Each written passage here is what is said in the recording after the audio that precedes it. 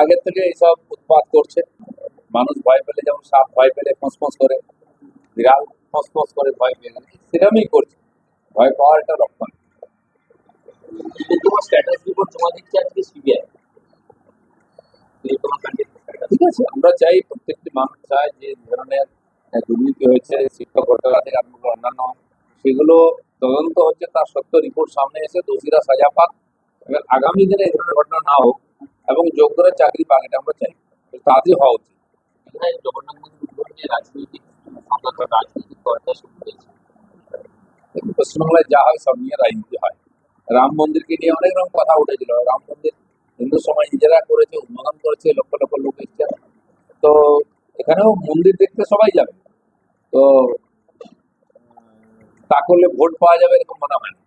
32,000 যে প্রাইমারি শিক্ষক শুনানি আছে হাইকোর্টে, আদালতের কাছে বহু কেস পেন্ডিং আছে। পশ্চিমবাংলায় শিক্ষা বিভাগের সমস্ত যে দুর্নীতি হয়েছে, যা কিছু অনুমোদিত হয়েছে, সব কোর্টে আছে। তো আদালতের রায় ফটাফট সেটা ক্লিয়ার করা এবং এই যে 26,000 শিক্ষক নিয়ে জটিলতা তৈরি হয়েছে সেটাও হস্তক্ষেপ করে আর আদালতকেই যোগ্য শিক্ষকদের চাকরিতে ফিরিয়ে আনা উচিত। তাহলে পশ্চিমবাংলার শিক্ষা বিভাগ উঠে যাবে, আমাদের এখানকার বর্তমান প্রজন্ম অশিক্ষিত হয়ে বসে থাকবে আর ভবিষ্যৎ অন্ধকার হবে। আইনজীবীদের উপর আক্রমণ এবং তার ব্যবস্থার প্রতিবাদে হাইকোর্টের আইনজীবীরা আজকে বারের বড় সর্বদলীয় বৈঠক করতে হচ্ছে। কে আক্রমণ করলো?